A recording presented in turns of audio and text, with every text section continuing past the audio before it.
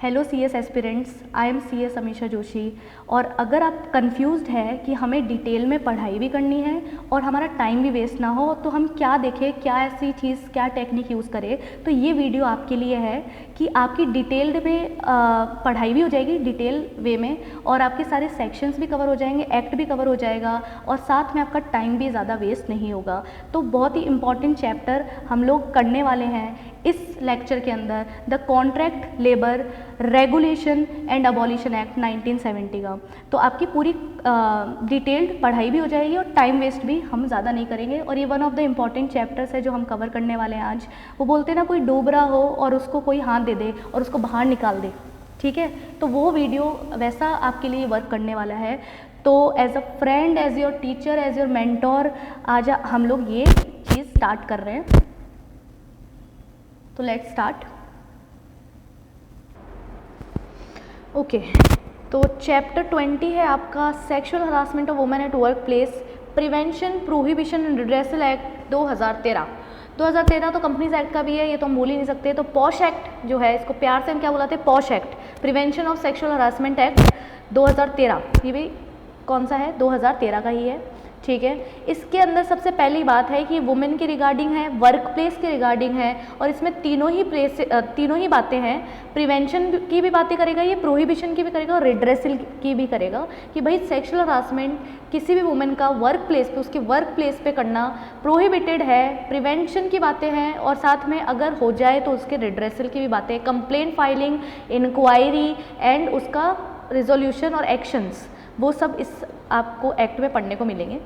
अब देखो, इसके पीछे की बैक स्टोरी जो है वो थोड़ी सी गिवन है, तो वो हम थोड़ा सा देख लेते हैं। बाकी ऐसे क्वेश्चन एग्जाम में आने के चांसेस बहुत कम है जहाँ पे आपसे ऐसे पूछे कि ये एक्ट क्यों आया था, किस तरीके से। हिस्ट्री जनरली नहीं पूछी जाती है एग्जाम में, बट इसकी थोड़ी सी हम लोग स्टोरी है, बैक स्टोरी है, वो थोड़ा सा पढ़ लेते हैं 1 मिनट में। कि एक वुमेन थी जिनका नाम था बनवारी देवी, और वो इंगेज थी इन रूरल डेवलपमेंट प्रोग्राम में, ठीक है। वो उनका वर्क प्लेस था, उनका काम था कि वो रूरल डेवलपमेंट में काम करे।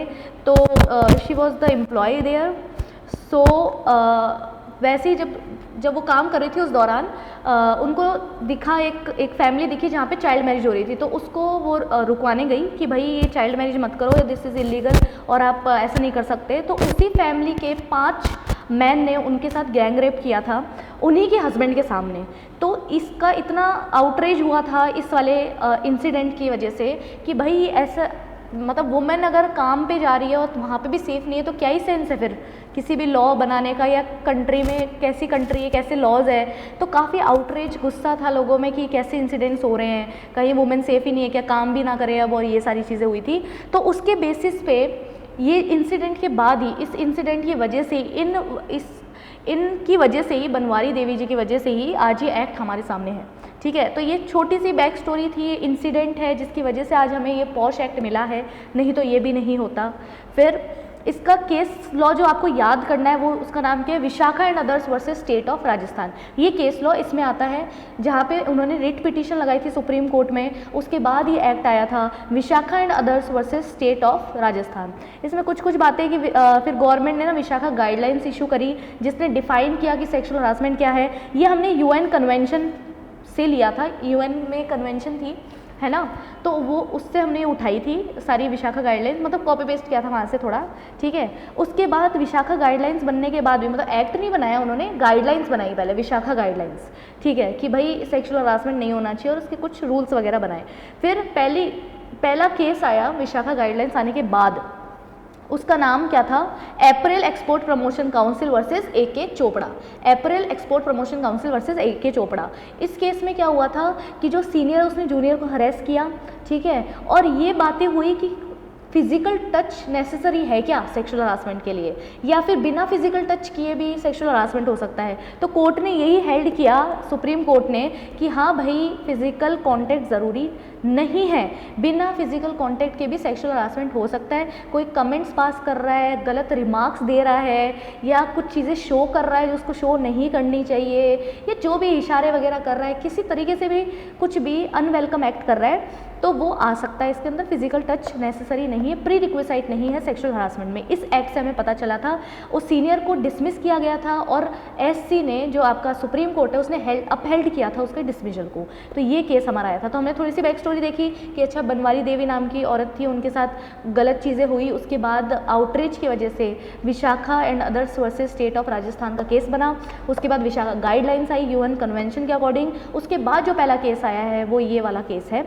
इसके बाद इस डेफिनेशन के बाद ऑब्वियसली ये चीज़ें सामने आई। उसके बाद काफ़ी चीज़ें, इसमें थोड़ा सा रीडिंग वाला पोर्शन है कि भाई बिल गया पार्लियामेंट में कि इसका एक्ट बनना चाहिए गाइडलाइन से, तो वैसे भी कुछ नहीं हो रहा। पर बिल ने कभी डे लाइट देखी ही नहीं और काफ़ी ज़्यादा मेहनत के बाद बहुत टाइम लगा और उन्होंने एक्ट बनाने में बहुत साल लगा दिए। 16 साल बाद हमारे पास ये एक्ट आया था, ठीक है। तो finally after 16 years posh act आया था, ठीक है। इसी दौरान एक और एक्ट है जो थोड़ा सा रेलेवेंट मुझे लगा, इसलिए मैंने नोट्स में भी डाला हुआ है, मेधा कोटवाल लेले वर्सेस यूनियन ऑफ इंडिया का केस। इसमें कुछ नहीं है, ज़्यादा बातें नहीं है, इसमें बस इतना बोला था कि जो MCI है, medical council of India, ICSI है, ICAI है, इसमें जो भी प्रोफेशनल अदर इंस्टीट्यूट्स हैं उनको ये गाइडलाइंस फॉलो करनी है in form, substance and spirit. मतलब ये जो विशाखा गाइडलाइंस है उनको फॉलो करनी भी है और करवानी भी है, इतनी सी बात है। क्योंकि यहाँ पे ICSI का नाम है इसलिए थोड़ा सा रेलेवेंट हमारे लिए हो जाता है। तो दो केसेस हमारे सामने आ रहे हैं। मेन केस जो इस एक्ट का है वो है विशाखा एंड अदर्स वर्सेस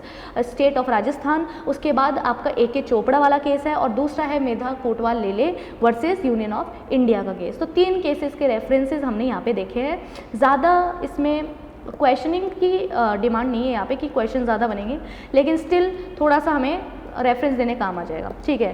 तो ये हमने थोड़ी सी बैक स्टोरी देखी। वैसे back story is not relevant at all, but still हमने थोड़ा सा इस चैप्टर में कवर किया है ऐसे ही, ठीक है, थोड़ी नॉलेज के लिए। अब देखो सेक्शन 1 स्टार्ट करेंगे हम लोग। सेक्शन 1 हमेशा किसका होता है? एप्लीकेबिलिटी का होता है। तो ये कहाँ अप्लाई होता है एक्ट? कोई लिमिट है इसकी कि 10 से ज़्यादा होंगे तो अप्लाई होगा, 10 से कम होंगे, मतलब 2 वुमेन काम कर रही है तो अप्लाई नहीं होगा, 4 वुमेन कर रही है तो अप्लाई होगा, ऐसा कुछ भी नहीं है। ऑब्वियसली एक भी वुमेन काम कर रही है तो सेक्सुअल हरासमेंट एक्ट तो हर जगह ही लगेगा, वेदर आपकी ऑर्गेनाइज्ड इंस्टीट्यूट है, अनऑर्गेनाइज्ड है, सेल्फ एम्प्लॉयड भी है, 10 से कम लोग भी है, सब पे ही अप्लाई होता है। पब्लिक हो, प्राइवेट सेक्टर हो, गवर्नमेंट एस्टेब्लिशमेंट हो, NGOs हो, अदर सेक्टर्स हो, चाहे एजुकेशनल, एंटरटेनमेंट, इंडस्ट्रियल जगह हो, हाउस हो, अपना खुद का घर हो, सब जगह ये अप्लाइड होता है। अनऑर्गेनाइज्ड में वैसे आ गया ना घर, कोई मेड अगर आपके घर पे काम कर रही है, अगर उसके साथ कोई भी सेक्सुअल हरासमेंट होता है तो भी वो उसके लिए तो वर्क प्लेस ही हुआ ना। वर्क प्लेस सेक्सुअल हरासमेंट की बातें कर रहे हैं हम लोग यहाँ पे, नॉर्मल सेक्सुअल हरासमेंट की बातें नहीं है। तो उसके लिए तो वर्क प्लेस ही है वो, तो वहाँ पे अगर सेक्सुअल हरासमेंट होता है तो स्टिल हाउस भी क्या, हाउस पे भी ये एक्ट अप्लाई होता है क्या? होता है, हर जगह अप्लाई होता है ये, ठीक है। उसके बाद हम लोग सेक्शन 2 पे आते हैं। सेक्शन 2 हमेशा किसका होता है? डेफिनेशंस। सेक्शन 2 किसका होता है? हमारा डेफिनेशंस का होता है, ये बात हमें पता है। इसके अंदर पहली सबसे इंपॉर्टेंट डेफिनेशन जो विशाखा जजमेंट से आई थी, सेक्सुअल हरासमेंट की डेफिनेशन। तो ये काफ़ी इंक्लूसिव डेफिनेशन है जो बोलती है सेक्सुअल हरासमेंट इंक्लूड्स सच अनवेलकम, वेलकम होगा तो कंसेंट हो गई ना, अनवेलकम सेक्सुअली डिटरमाइंड बिहेवियर। कैसा बिहेवियर? रूड बिहेवियर नहीं है यहाँ पे, सेक्सुअली डिटरमाइंड बिहेवियर। डायरेक्टली हो चाहे बाय इम्प्लीकेशन हो, डायरेक्टली करें या फिर कुछ और तरीके से करें, कंडक्ट खराब हो, तो वो इसके अंदर आएगा। और उसमें एग्जैक्टली इंक्लूड क्या होता है? फिजिकल कॉन्टैक्ट और एडवांसेस, ये तो हो ही गया सेक्सुअल हरासमेंट, फिजिकली टच ही कर दिया। और डिमांड फॉर सेक्सुअल फेवर्स के लिए बोल रहा है कि तू मेरे लिए कर दे तो तेरा ये हो जाएगा, वो हो जाएगा। सेक्सुअली कलर्ड रिमार्क्स पास कर रहा है, कोई कमेंट्स पास कर रहा है, शोइंग पोर्नोग्राफी दिखा रहा है, ये सारी चीज़ें आ जाएगी। या फिर अदर कोई भी verbal, non verbal sexual behaviour जो कि अनवेलकम है, वो सब इसके अंदर आ जाएंगे। तो क्या क्या चीज़ें हो गई है? सेक्सुअल कॉन्टैक्ट, ठीक है, आप कॉन्टैक्ट ही कर रहे हो, और demand, request for sexual favours, remark कर दिया, पोर्नोग्राफी एंड अदर्स, ठीक है। तो ये हमारी डेफिनेशन थी विशाखा जजमेंट की। उसके बाद डेफिनेशन पे आते हैं हम लोग, sexual harassment of women at work place. तो ऊपर क्या पढ़ी फिर हमने? ऊपर पढ़ी सिर्फ सेक्सुअल हरासमेंट की डेफिनेशन। अब हम पढ़ रहे हैं वर्क प्लेस सेक्सुअल हरासमेंट की definition, work place sexual harassment की, जिसके अंदर क्या आएगा? या तो हो सकता है थ्रेट, कोई आपको धमका रहा है कि डेट्रीमेंटल ट्रीटमेंट हो जाएगा या फिर प्रेफरेंशियल ट्रीटमेंट हो जाएगा। डेट्रीमेंटल ट्रीटमेंट मतलब कि ये काम नहीं किया तो प्रमोशन नहीं मिलेगा, है ना, प्रमोशन रुकवा देंगे तुम्हारा। तो डेट्रीमेंटल ट्रीटमेंट, प्रेफरेंशियल मतलब ये काम कर लिया तो प्रमोशन मिल जाएगा, दोनों चीज़ें इसके अंदर आती है, डेट्रीमेंटल भी और प्रेफरेंशियल भी। या फिर एम्प्लॉयमेंट स्टेटस के ऊपर थ्रेट कि काम से निकाल देंगे या ये सब, ठीक है। फिर हॉस्टाइल वर्क इन्वायरमेंट या फिर अफेक्ट्स द हेल्थ और सेफ्टी, ये सारी चीज़ें किस में आती है, वर्क प्लेस में आती है, वर्क प्लेस सेक्शुअल हरासमेंट में आती है। क्योंकि देखो एक जगह पे जहाँ पे आप काम कर रहे हो, जहाँ पे आप रोज़ जाते हो, वहाँ पे क्या सेक्शुअल हरासमेंट हो सकता है, काम से निकाल दिए जाओगे, काम मतलब इन्वायरमेंट ख़राब हो गया, आपको अनकंफर्टेबल फील कराया जा रहा है, आपकी हेल्थ और सेफ्टी पे इशू आ रहा है, ये सारी चीज़ें होगी, फेवर्स मांगे जा रहे हैं, तो वो सारी चीज़ें इसके अंदर कवर्ड होगी। तो इसी तरीके से पॉइंटर्स में आप ये डेफिनेशन फॉर्म कर सकते हो, इस टर्म का मीनिंग समझा सकते हो एग्जाम में भी, वर्क प्लेस सेक्शुअल हरासमेंट, ठीक है। उसके बाद इसके है ना 2 फॉर्म्स होते हैं वर्क प्लेस सेक्शुअल हरासमेंट के, एक तो होता है quid pro quo, quid pro quo, और एक होता है hostile work environment. Quid pro quo हमने पढ़ा हुआ है कॉन्ट्रैक्ट एक्ट में भी, कॉन्ट्रैक्ट एक्ट जो आपका है JIGL के अंदर, उसके अंदर आपने पढ़ा हुआ है। क्विड प्रो क्वो मतलब होता है दिस फॉर दैट कंसिडरेशन, कि मैं आपको ये देती हूँ और आप मुझे बदले में ये दो, ठीक है। तो वो चीज़ें यहाँ पे किस सेंस में यूज़ करी हुई है, इस सेंस में यूज़ करी हुई है वही प्रेफरेंशियल और डेट्रीमेंटल ट्रीटमेंट, कि तुम मेरे लिए ये करो नहीं तो तुम्हारा प्रमोशन नहीं होगा, या तुम मेरे लिए करो प्रमोशन हो जाएगा। तो डेट्रीमेंटल और प्रेफरेंशियल ट्रीटमेंट की बात हो रही है, तो क्विड प्रो क्वो की बात हो रही है, समथिंग इन रिटर्न, तुम ये करो तुम्हें ये मिलेगा। तो ऐसी अगर कोई बातें कर रहा है, फालतू बातें कर रहा है, तो वो यहाँ पे क्या, कौन सा फॉर्म में आएगा, क्विड प्रो क्वो। दूसरा फॉर्म होता है हॉस्टाइल वर्क इन्वायरमेंट, जहाँ पे आपसे एडवांसेस नहीं मांगे जा रहे हैं, आपसे कोई बदले में चीज़ करने को नहीं बोल रहा, लेकिन आपका इन्वायरमेंट बहुत ख़राब कर दिया, या आपकी हेल्थ और सेफ्टी आपको सही नहीं लग रही है ना, आपकी हेल्थ ख़राब रहती है, वहाँ पे मेंटल हेल्थ हो सकता है, फिजिकल हेल्थ हो सकता है, डिप्रेशन हो सकता है, कुछ भी हो सकता है, बहुत सारे इम्प्लीकेशंस है इसके। और सेफ्टी पे बात तो है ही, जैसे कि कोई आपको डरा रहा है कि कुछ भी कर सकता है वो, तो वो सारी चीज़ें यहाँ पे आ जाएगी। तो 2 फॉर्म्स हमने पढ़े जो हमें याद भी होने चाहिए, इसमें 3 मार्क्स का क्वेश्चन बन सकता है, क्विड प्रो क्वो और हॉस्टाइल वर्क इन्वायरमेंट, 2 फॉर्म्स हो गए, ठीक है। फिर है अग्रीव्ड वुमेन की डेफिनेशन। अग्रीव्ड वुमेन कौन सी होगी, who have been subject to the act of sexual harassment, जिसके साथ सेक्सुअल हरासमेंट हुआ है, और जिसने किया है उसको क्या बोलते हैं, रिस्पोंडेंट, क्योंकि उसको रिस्पॉन्ड करना है इस बात पे, इस कंप्लेंट पे, रिस्पोंडेंट, ठीक है। तो अग्रीव्ड वुमेन है और रिस्पोंडेंट है, जिसके साथ गलत काम हुआ है, एक्ट ऑफ सेक्सुअल हरासमेंट हुआ है, उसको बोलते हैं अग्रीव्ड वुमेन, और जिसने किया है उसको क्या बोलते हैं, रिस्पोंडेंट, मतलब जिस पे एलिगेशन लगा है, जिस पे कंप्लेंट रेज हुई है, उसको क्या बोलते हैं, रिस्पोंडेंट, ठीक है। तो अग्रीव्ड वुमेन में एग्जैक्टली कौन कौन आएगा, अगेन इसकी इंक्लूसिव डेफिनेशन है, क्या है, रेगुलर वाले, temporary labour, contract labour, ad hoc वाले जो एक पर्टिकुलर टास्क के लिए आए हैं, कोई विजिट कर रहा है, कहीं पे आ रहे हैं, इंटरव्यूज़ के लिए आ रहे हैं, सब इसके अंदर कवर्ड है। सब का मतलब सब वॉलेंट्री बेसिस में काम कर रहे हैं, प्रोबेशनर की तरह काम कर रहे हैं, रिप्लेसमेंट के लिए आए हैं किसी के, ट्रेनीज अप्रेंटाइज वगैरह भी इसके अंदर आ रहे हैं, को वर्कर, जूनियर, सीनियर सब आ जाएंगे, चाहे एम्प्लॉयमेंट टर्म एक्सप्रेस हो, इम्प्लाइड हो, कुछ फर्क नहीं पड़ता। जितनी वाइड डेफिनेशन ये रख सकते थे उतनी इन्होंने रखी है, तो वेरी वाइड डेफिनेशन रखी गई है किसकी, अग्रीव्ड वुमेन की, ताकि सारी वुमेन को इसमें प्रोटेक्शन मिल सके, ठीक है। तो काफ़ी सारी चीज़ें हैं इसके अंदर जो आ गई है डेफिनेशन में। अब देखो डेफिनेशन की अगर मैं और बात करूं तो कोई छोटी मोटी डेफिनेशंस जो दे रखी है वो ज़्यादा काम की नहीं है, रीडिंग करने वाली है। जैसे कि अप्रोप्रिएट गवर्नमेंट, तो अप्रोप्रिएट गवर्नमेंट वही है कि अगर सीजी के कंट्रोल में है, सीजी ओन करता है, मैनेज करता है, फिनेंस करता है किसी एस्टेब्लिशमेंट को, तो वो सीजी है, उसके लिए अप्रोप्रिएट गवर्नमेंट, और बाकियों के लिए एसजी हो जाएगी, ठीक है। एक डेफिनेशन आती है एम्प्लॉयज़ की, तो एम्प्लॉयज़ की डेफिनेशन भी यही है। एम्प्लॉयज़ में सारे एम्प्लॉयज़ आएंगे जो चार्ट आपको दिख रहा है, इसके अंदर जितने भी एम्प्लॉयज़ है, जैसे कि regular, temporary, contract labour, ad hoc वाले, probationers, coworker, junior, senior, सब आएंगे इसके अंदर, सब एम्प्लॉयज़ की डेफिनेशन में सब आएंगे। अच्छा, एक डेफिनेशन एम्प्लॉयर की होगी। अब एम्प्लॉयर कौन होगा, अगर गवर्नमेंट एस्टेब्लिशमेंट, ऑफिसेज, डिपार्टमेंट्स है तो उनके लिए गवर्नमेंट होगा एम्प्लॉयर, और बाकियों के लिए कौन होगा, कोई भी सुपरवाइजर, कोई और इंडस्ट्री है तो कोई वहाँ का सुपरवाइजर, ओनर, ऑक्यूपायर। यही चीज़ें हम बार बार पढ़ते हुए रहते हैं लेबर लॉज के अंदर कि भाई एम्प्लॉयर तो यही होता है, सुपरवाइजर वगैरह, मैनेजर वगैरह। तो ऐसी छोटी मोटी डेफिनेशन है, ज़्यादा काम की नहीं। एक है डोमेस्टिक वर्कर की डेफिनेशन, तो डोमेस्टिक वर्कर कौन होगा, जिसको हमने इंगेज किया हुआ है for house hold work, house hold work के लिए जो काम कर रहा है वो डोमेस्टिक वर्कर है। तो डोमेस्टिक वर्कर कैसे भी हो सकता है, क्या उसको कैश में पैसे देते हैं, काइंड में देते हैं, कोई सा भी हो सकता है, डायरेक्टली हायर किया है या फिर कोई एजेंसी के थ्रू हायर किया, जैसे अर्बन क्लैप से कोई काम करने आ रहा है, 5 दिन की आपने सफाई कराई, डोमेस्टिक वर्क करवाया उससे, ठीक है, वो भी आएंगे इसके अंदर, उनके लिए तो वर्क प्लेस है, उनके साथ भी सेक्सुअल हरासमेंट हो सकता है। और इसके अंदर फैमिली के मेंबर्स नहीं आएंगे, ऑब्वियसली काम तो वो भी करते हैं हाउस होल्ड वर्क, बट वो डोमेस्टिक वर्कर में आ जाएंगे क्या, नहीं।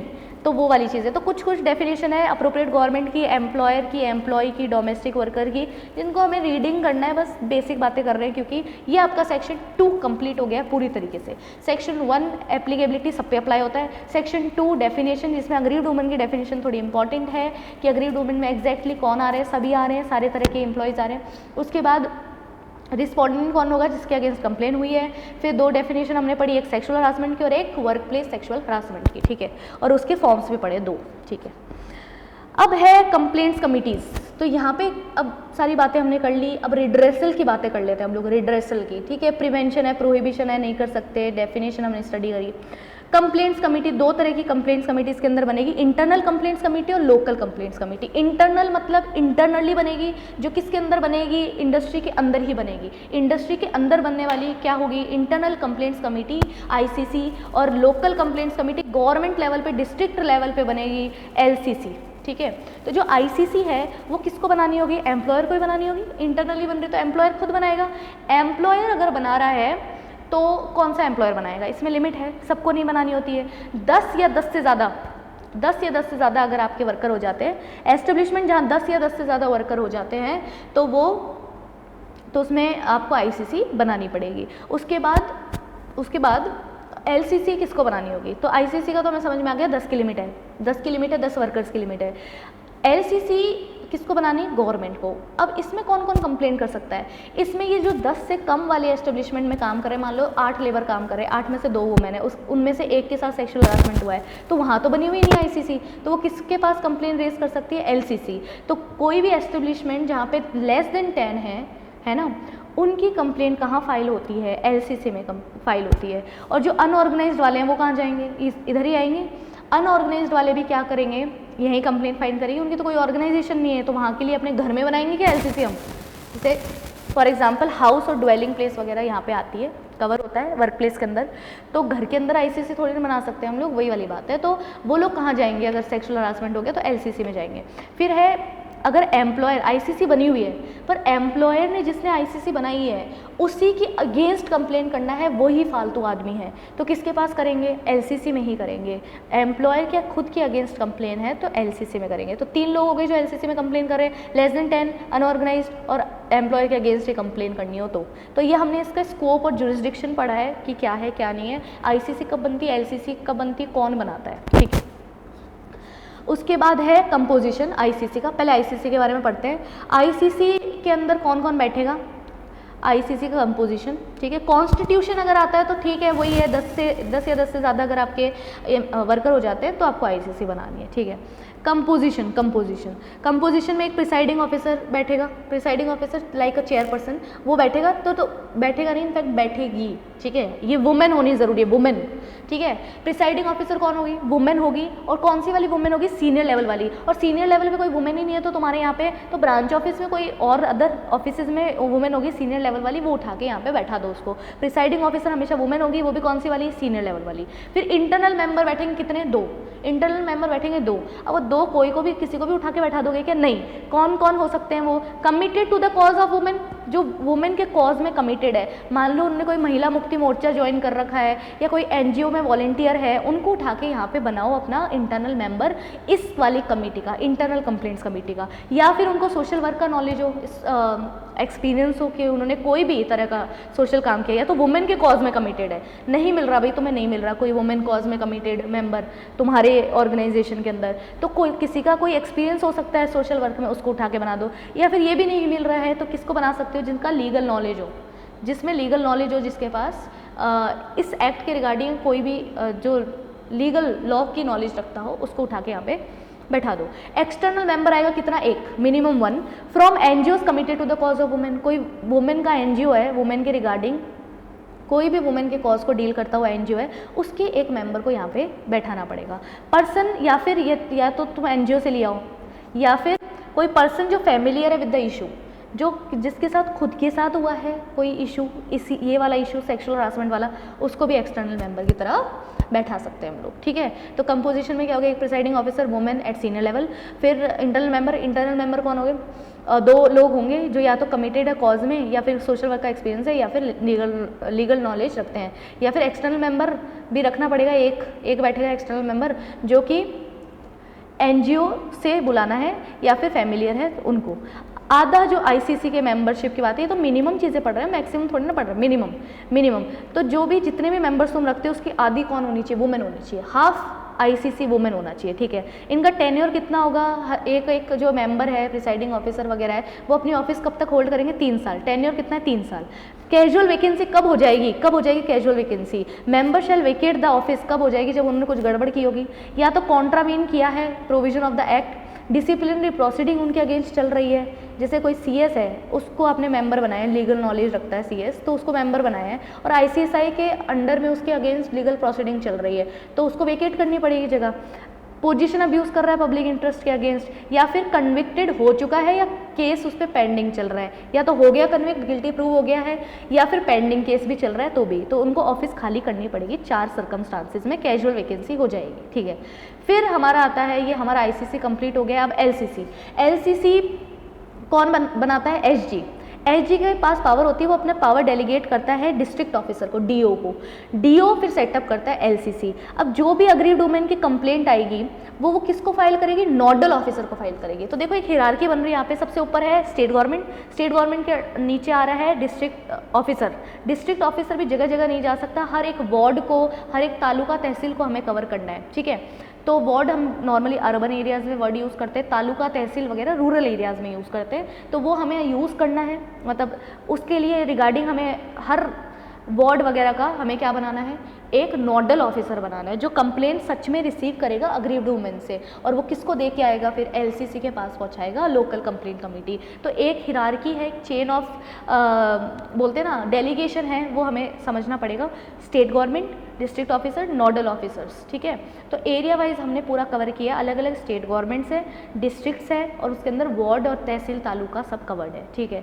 तो ये हमारा एक चार्ट हो गया है यहाँ पे कंप्लीट। नोडल ऑफिसर के पास ये कंप्लेंट आई, अग्रीव्ड वुमेन ने करी, उसके 7 दिन में वो कंप्लेंट फॉरवर्ड करेगा एलसीसी को, फिर एलसीसी करेगा इंक्वायरी, आईसीसी एलसीसी इंक्वायरी करता है बेसिकली, तो वहाँ पे फॉरवर्ड हो जाएगा। ये हमने समझा। इनका टेन्योर, फीस वगैरह सब कुछ क्या होगा, सेम एज आईसीसी है, मतलब टेन्योर 3 साल का होगा, फीस जो भी गवर्नमेंट डिसाइड करेगी, कैजुअल वैकेंसी के जो भी 4 कंडीशंस हमने पढ़ी थी कि कब वेकेट होएगी, वो भी सेम ही आईसीसी वाला ही है, ठीक है। उसके बाद इसका कंपोजिशन क्या होगा, थोड़ा सा डिफरेंट है, ऑब्वियस सी बात है ना, यहाँ पे सीनियर जूनियर लेवल तो होगा ही नहीं, क्योंकि ऑर्गेनाइजेशन थोड़ी ना जो सीनियर लेवल सीईओ और सीएफओ वगैरह तुम लेके आओ, तो ये तो नॉर्मली डिस्ट्रिक्ट लेवल पे बन रही है। तो यहाँ पे कौन होगा, चेयरपर्सन होगा, एक होगा नहीं, होगी वुमेन, और जो कि कौन सी होनी चाहिए, सोशल कॉज में कमिटेड हो, वो वाली वुमेन को आपको बनाना है, क्योंकि यहाँ सीनियर लेवल तो हो ही नहीं सकता। एक मेंबर है जो कि आपको ईच तहसील तालुका से लेके आना है, वो होगा। 2 मेंबर आपके ऐसे बैठेंगे जिसमें से एक वुमेन होनी चाहिए जो कि एनजीओ से हो या फैमिलियर हो इशू से, या फिर सोशल कॉज में कमिटेड हो। वही पुरानी वाली अपनी कंडीशन, एक्सटर्नल मेंबर वाली कंडीशन आ गई यहाँ पे। तो 2 मेंबर यहाँ पे ऐसे होने चाहिए, जो वहाँ पे एक एक्सटर्नल मेंबर की कंडीशन थी, यहाँ पे मिनिमम ऐसे 2 मेंबर होने चाहिए, जिसमें से एक कौन होगी, वुमेन होगी। और बेटर हो जाएगा, रिकमेंडेड है कि एक नॉमिनी आपका बैठे SC ST और एक नॉमिनी बैठे जो लीगल बैकग्राउंड से हो, तो ये अभी हो जाएगा तो अच्छी बात हो जाएगी। एक एक्स ऑफिशियो मेंबर तक की तरह बैठेगा जो डील करता है वेलफेयर में, किसके वेलफेयर में, वुमेन और चाइल्ड डेवलपमेंट। एक ऐसे ऑफिसर को एक्स ऑफिशियो मेंबर बना। एक्स ऑफिशियो मेंबर क्या होता है कि पुरानी पोस्ट को देखते हुए हमने उसको ये वाली पोस्ट दी है, करंट, पास्ट पोस्ट को देख के करंट पोस्ट दी है, ठीक है। तो एक्स ऑफिशियो मेंबर हमारा कौन बैठेगा, कोई भी ऑफिसर जो कि वुमेन और चाइल्ड डेवलपमेंट में डील करता है, उसको यहाँ पे बैठा दो। तो कंपोजिशन इसका वेरी सिंपल, कुछ बड़ी बात नहीं है। सीनियर लेवल वाली वुमेन नहीं हो सकती, तो सोशल कॉज वाली वुमेन को चेयरपर्सन बना दो। उसके बाद एक मेंबर आपका हर तहसील तालुका से आएगा, ताकि कवर हो जाए ना पूरा आपका डिस्ट्रिक्ट भी तो कवर करनी है हमको वो। और दो मेंबर होंगे जिसमें से एक वुमेन होगी, वही पुरानी वाली कंडीशन है हमारी, एनजीओ से, फैमिलियर हो या सोशल कॉज हो, या फिर एक नॉमिनी आप SC ST से बैठा हो और एक नॉमिनी लीगल बैकग्राउंड से लेके आओ, और एक आपका ऑफिसर बैठेगा जो वुमेन और चाइल्ड डेवलपमेंट में काम करता है, ठीक है। अब हम फाइनली आते हैं प्रोसीजर पे। सबसे इंपॉर्टेंट पार्ट इस चैप्टर का प्रोसीजर के 4 स्टेजेस है। एक तो है कंप्लेंट फाइलिंग, फिर आप करते हो इंक्वायरी स्टार्ट, फिर ड्यूरिंग द इंक्वायरी क्या बात होगी और आफ्टर द इंक्वायरी क्या होगी। तो 4 स्टेजेस में मैंने इसको डिवाइड किया हुआ है। क्या सबसे पहले वुमेन के साथ कोई इंसिडेंट होगा, वो फिर कंप्लेंट करेगी, कंप्लेंट रिसीव होगी, फिर आगे फॉरवर्ड की जाएगी, फिर उस पर इंक्वायरी स्टार्ट होगी। इंक्वायरी के दौरान क्या क्या बातें हैं, क्या क्या रिलीफ मिलेंगे, basically in during inquiry reliefs मिलेंगे, तो रिलीफ्स क्या क्या है वो बातें हैं। और फिर आफ्टर इंक्वायरी, इंक्वायरी खत्म होने के बाद क्या चीज़ें होगी, इसके बाद क्या होगा, एक्शन ही लिया जाएगा। तो एक्शन क्या लिया जाएगा वो वाली बातें, ठीक है। तो सबसे पहले स्टेज नंबर 1 हम पढ़ते हैं कंप्लेंट के बारे में। कंप्लेंट, तो कंप्लेंट की बात अगर मैं करूं तो सबसे पहले अग्रीव्ड वुमेन को 3 महीने दिए हुए लॉ ऑफ लिमिटेशन के अंदर। देखो हर चीज़ की एक टाइम लाइन होती है। लॉ ऑफ लिमिटेशन एक्ट हमें पता है क्या बोलता है कि विद इन दिस टाइम आपका केस फाइल हो जाना चाहिए। तो 3 महीने का समय है किसके पास, अग्रीव्ड वुमेन के पास, कि वो केस फाइल कर सके, कंप्लेंट फाइल कर सके। तो जो 3 महीने वो कहाँ से स्टार्ट करने हैं, या तो जो इंसिडेंट हुआ है उससे 3 महीने, या बहुत सारे इंसिडेंट्स हुए, 4-5 बार इंसिडेंट हो चुका है, तो जो लास्ट इंसिडेंट है वहाँ से आपको 3 महीने काउंट करने रहेंगे। तो 3 महीने के अंदर अंदर आपकी कंप्लेंट फाइल हो जानी चाहिए, ठीक है। उसके बाद 3 महीने एक्सटेंड हो सकते हैं, ऑब्वियसली एक्सटेंडेबल है ये। अगर जेन्युइन रीज़न है वो 3 महीने में कंप्लेंट नहीं कर पाई तो 3 महीने एक्सटेंड कर सकते हैं अथॉरिटी के परमिशन से, ठीक है। कंप्लेंट को राइटिंग में ही करना है, ऑब्वियसली राइटिंग में ही होगी कंप्लेंट, ठीक है।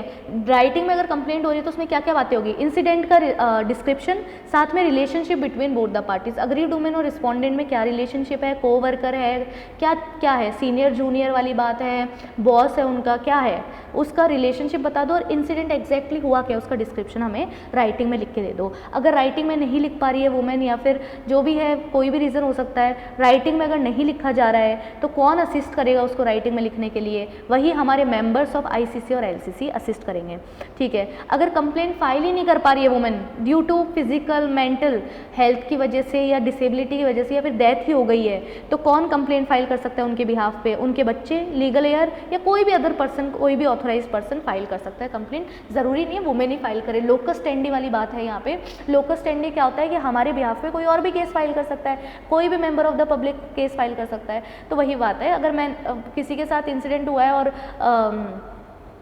वो कंप्लेंट फाइल नहीं कर पा रही है तो कोई और भी कर सकता है उनके बिहाफ पे, ठीक है।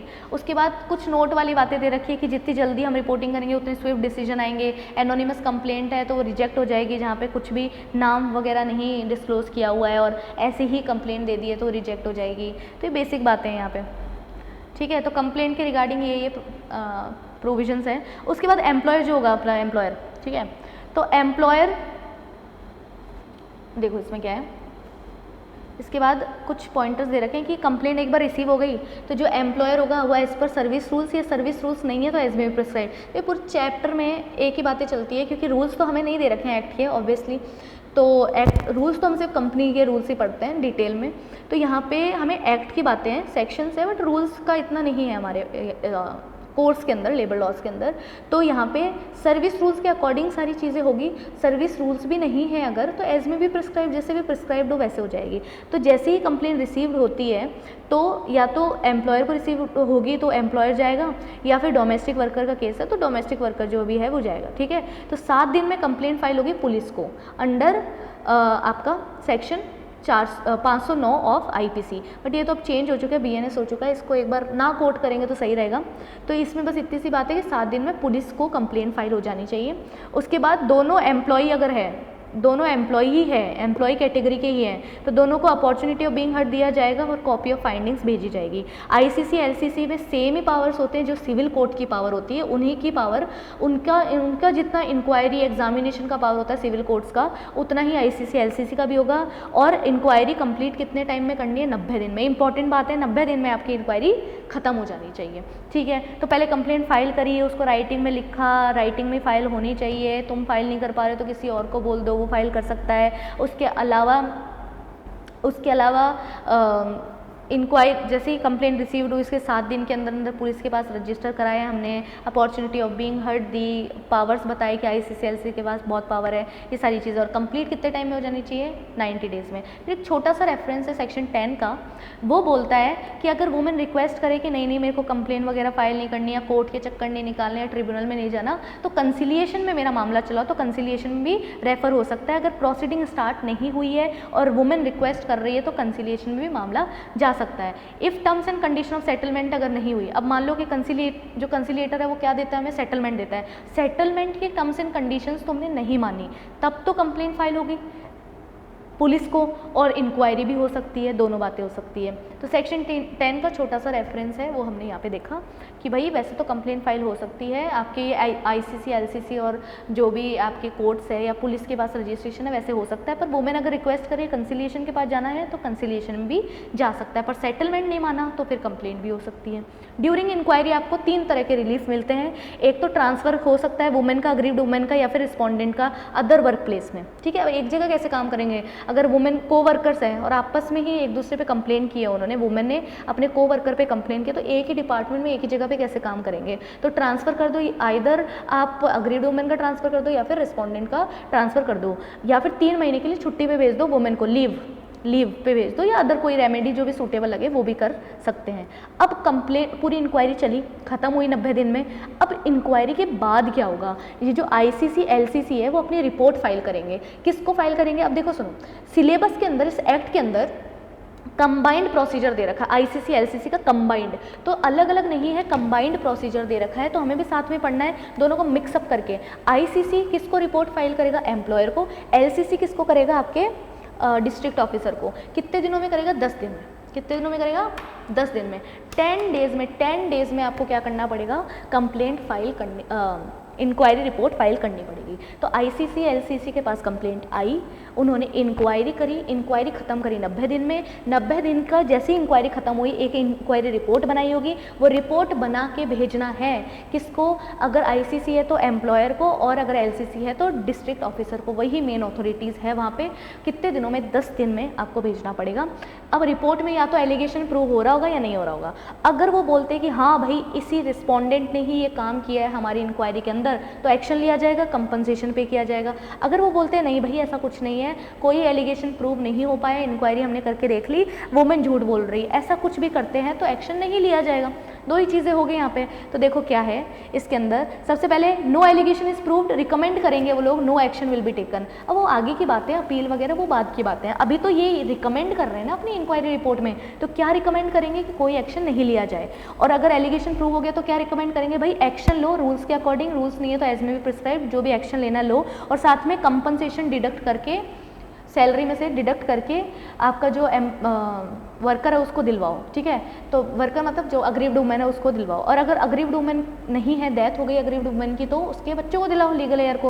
कंपनसेशन तो हमेशा ही जाता है, और अगर नहीं दिया कंपनसेशन तो लैंड अरियर्स की तरह उसकी रिकवरी होगी। ये भी कई जगहों पे पढ़ा हुआ है।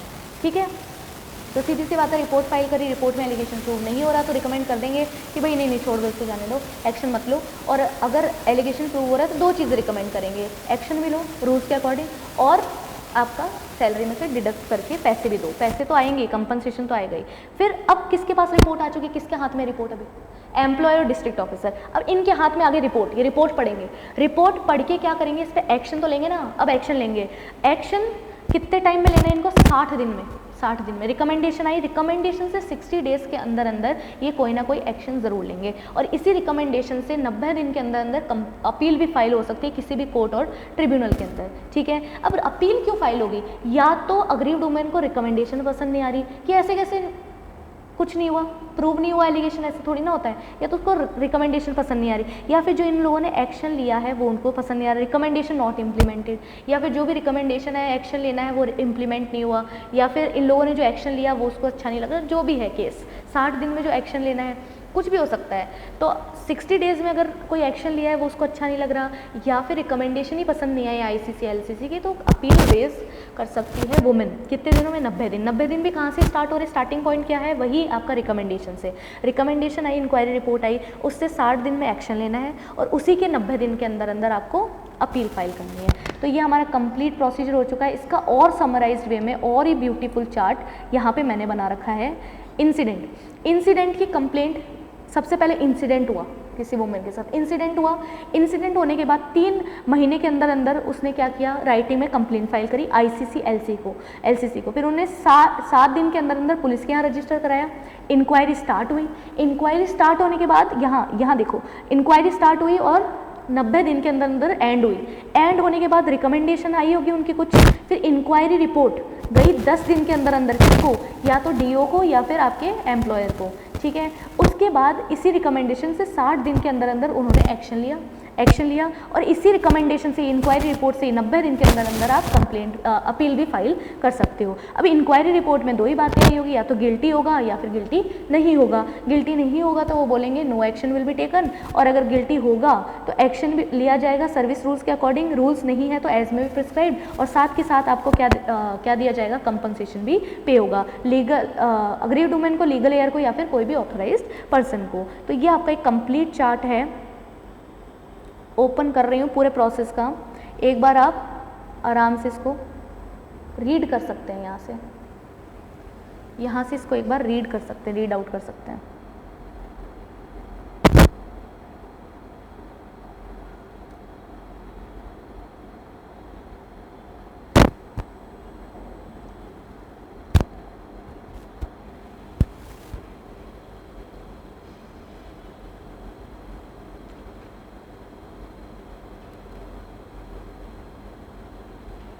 तो मेन प्रोविजंस आपके कंप्लीट हो चुके हैं यहाँ पे, जितने भी पॉश एक्ट के मेन प्रोविजंस थे। अब बहुत ही जनरल बातें हैं, जो रीड आउट वाली है उसको हम थोड़ा सा देख लेते हैं। देखिए, पनिशमेंट फॉर फॉल्स और मेलिशियस कंप्लेंट। अगर वुमेन ने ही गलत कंप्लेंट फाइल करी है, झूठी कंप्लेंट फाइल की है, मेलिशियस मतलब फॉल्स कंप्लेंट, किसी को परेशान करने के लिए कंप्लेंट फाइल करी है, तो एक्शन किसके अगेंस्ट लिया जाएगा, अब वुमेन के अगेंस्ट लिया जाएगा। फॉल्स कंप्लेंट के लिए या तो सर्विस रूल्स की तरह लिया जाएगा, और अगर सर्विस रूल्स नहीं है तो एज में भी प्रिस्क्राइब्ड। तो वो ये वाली बातें हैं। अब है प्रोहिबिशन ऑन पब्लिकेशन, ये थोड़ा सा काम का पॉइंट है, ये क्वेश्चन भी आया हुआ है पास्ट एग्जाम में। तो देखो क्या है, आइडेंटिटी और एड्रेस जो होगा अग्रीड वुमेन का, वो आपको डिस्क्लोज नहीं करना। आरटीआई की बात कर लो, राइट टू इन्फॉर्मेशन एक्ट आपने पढ़ा होगा, आरटीआई की बात कर लो, आरटीआई में भी कुछ चीज़ें हैं जो डिस्क्लोज नहीं करनी होती है, प्रोहिबिशन है, डिस्क्लोज नहीं कर सकते। उसमें से वन ऑफ द एक प्रोहिबिशन ये भी है कि आप जिस भी महिला के साथ कुछ गलत हुआ है उसकी आइडेंटिटी और एड्रेस डिस्क्लोज नहीं कर सकते। ना तो वो पब्लिश होगी, ना ही कम्युनिकेट की जाएगी। किसको कम्युनिकेट नहीं की जाएगी, किसको नोन नहीं की जाएगी, पब्लिक प्रेस और मीडिया। पब्लिक प्रेस और मीडिया में वो चीज़ कम्युनिकेट नहीं की जाएगी। लेकिन जो भी जस्टिस सर्व हुआ है वो अलाउड है, वो आप इन्फॉर्म कर सकते हो। अगर कॉन्ट्रावेन किया तो पेनल्टी लगेगी, अगर ये बात को आपने कॉन्ट्रावेन किया तो पेनल्टी लगेगी एज पर सर्विस रूल्स और एज में भी prescribed. Duties and powers of district officer, government employ, ये रीड वाली बातें। देखो सीधी सी बात है, ड्यूटीज पावर हमें नहीं पढ़ना होता इतना डिटेल में, ड्यूटीज पावर हम खुद का सोच के भी लिख सकते हैं। जैसे एम्प्लॉयर की भाई क्या ड्यूटी होगी इस एक्ट के रिगार्डिंग, कि वो चेक करे कि सारे वुमेन सेफ फील कर रही है कि नहीं कर रही है, अवेयरनेस प्रोग्राम्स करे, ट्रेनिंग प्रोग्राम्स करें। जैसे कि बहुत सारी कंपनीज़ में पहले पॉश एक्ट की ट्रेनिंग होती है, उसके बाद ही हायरिंग होती है, बाद में ही ज्वाइनिंग होती है, और बीच बीच में आपको कंप्लीट भी करनी होती है ट्रेनिंग्स। तो वो सारी चीज़ें इंश्योर करें एम्प्लॉयर इंश्योर करे कि वुमेन कंप्लेंट अच्छे से फाइल कर पा रही है, आईसीसी उसने बना रखी है। ये सारी बेसिक बातें, ड्यूटीज़ एंड रोल्स हम अपने मन से भी लिख सकते हैं, थोड़ा रीडिंग करके रखेंगे तो बस लैंग्वेज बेटर हो जाएगी। गवर्नमेंट की क्या ड्यूटीज़ है, वही वर्कशॉप्स कंडक्ट कराना, सेमिनार्स करवाना, और न्यूज़पेपर में बार बार चीज़ें देना, अवेयरनेस क्रिएट करना, और एलसीसी का सेटअप करवाना, और फंड्स फीस वगैरह देते रहना, एलसीसी के मेंबर्स को अलाउंस देते रहना, ये सारी चीज़ें। बस ये सारी चीज़ें। डीओ की क्या रिस्पॉन्सिबिलिटी होगी, मॉनिटरिंग करना, मेजर्स लेना, बस। फिर है एक छोटा सा टॉपिक दे रखा है कि डिटरमाइनिंग ऑफ कंपनसेशन। हमने बोला था ना कंपनसेशन पे करना पड़ेगा रिस्पोंडेंट को, अगर प्रूव हो गया कि उसने गलत काम किया है। तो कंपनसेशन किस आधार पे दिया जाएगा, तो फैक्टर्स है कि कितना ट्रॉमा, सफरिंग, पेन से गुजरी है वुमेन, उसके अकॉर्डिंग कंपनसेशन दिया जाएगा। करियर अपॉर्चुनिटी उसकी ख़राब हुई है, उसको जॉब चेंज करनी पड़ गई तुम्हारी हरकत की वजह से, तो उतना ही कंपनसेशन बनेगा। तुम्हारी कितनी स्टेटस क्या है, इनकम स्टेटस वगैरह क्या है तुम्हारा, ज़्यादा कमा रहे हो तो ज़्यादा पैसे भरो। मेडिकल एक्सपेंसेस, अगर उसको कोई साइकेट्रिक ट्रीटमेंट या फिजिकल ट्रीटमेंट लेना पड़ गया तो उसके खर्चे के अकॉर्डिंग कंपनसेशन पे करना पड़ेगा। फिजिबिलिटी क्या है, लमसम या इंस्टॉलमेंट कैसे आप पेमेंट करोगे, उस अकॉर्डिंग आपका कंपनसेशन ज़्यादा होता जाएगा, ठीक है। Cognizance of offence, cognizance of offence में आता है कि भाई ये जो हम एक्ट पढ़ रहे हैं आपका पॉश एक्ट, इसमें ऑफेंसेस कैसे होते हैं, नॉन कॉग्निजेबल और बेलेबल होते हैं। अरे बिना वारंट के थोड़ी ना हम किसी को अरेस्ट कर सकते हैं इसमें, और कंप्लेंट के बिना केस फाइल स्टार्ट भी नहीं हो सकता। तो ये कैसा ऑफेंस है, नॉन कॉग्निजेबल बेलेबल ऑफेंस है। और ये कब लिया जाएगा, कॉग्निजेंस करना मतलब कंसिडर करना, कब कंसिडर किया जाएगा, कंप्लेंट आएगी तभी कंसिडर किया जाएगा। कंप्लेंट कौन कर सकता है, या तो ऑथराइज पर्सन या अग्रीव्ड वुमन खुद, ठीक है। कोई भी कोर्ट जो इंफीरियर है मेट्रोपॉलिटन मजिस्ट्रेट और मजिस्ट्रेट ऑफ फर्स्ट क्लास से, वो इसका कॉग्निजेंस नहीं लेंगे, इंफीरियर कोर्ट्स कॉग्निजेंस नहीं लेंगे, या तो मजिस्ट्रेट ऑफ फर्स्ट क्लास लेगा या फिर उसके ऊपर वाले लेंगे, ठीक है। छोटे से पॉइंट्स है, उसमें कुछ नहीं है। एक्ट नॉट इन, ये भी थोड़ी सी काम की बात है, काफ़ी काम की बात है। Act not in derogation of other law, ये जो एक्ट है पॉश एक्ट, ये किसी और एक्ट के डेरोगेशन में नहीं है, उस एक्ट की पावर कम नहीं करता दूसरे एक्ट की पावर। मतलब आईपीसी वगैरह है आपके, अभी जो भारतीय न्याय संहिता हो चुका है, तो उसकी पावर कम थोड़ी ना करता है। ये सेक्सुअल हरासमेंट तो है ही अभी, ये उसके साथ मिलकर काम करता है, सप्लीमेंट्री है, सप्लीमेंट्री कॉम्प्लीमेंट्री है, ना कि उसके बियॉन्ड जाके ये कुछ बात करता है या उसको कम उसकी पावर करता है, ऐसा कुछ नहीं है। वुमेन दोनों जगह केस फाइल कर सकती है, पुलिस में भी जा सकती है रजिस्टर कराने अंडर नॉर्मल लॉज जो आपके चलते हैं पिनल कोड वाले, और इस एक्ट के अंदर क्योंकि वर्क प्लेस में हुआ है, इस एक्ट में भी केस फाइल कर सकती है। तो दो केसेस आपके साइमल्टेनियसली चल सकते हैं। तो सीधी सी बातें हैं, उसके अंदर थोड़ा सा रीड आउट करूंगी। POSH act in supplementary and not in derogation to other laws regarding sexual harassment proceedings under two laws can run simultaneously. इसका केस का रेफरेंस है Binoy Jacob versus state of Kerala and others, है ना। इस केस के अंदर यही बातें, यही जजमेंट आया था कि भाई दो के जगह केसेस अपने आप चल सकते हैं। लास्ट टॉपिक आपका बच रहा है अप्रोप्रिएट गवर्नमेंट की रूल मेकिंग पावर। तो अप्रोप्रिएट गवर्नमेंट है, गवर्नमेंट चाहे तो बहुत सारे लॉज बना सकता है, बहुत सारे रूल्स बना सकता है।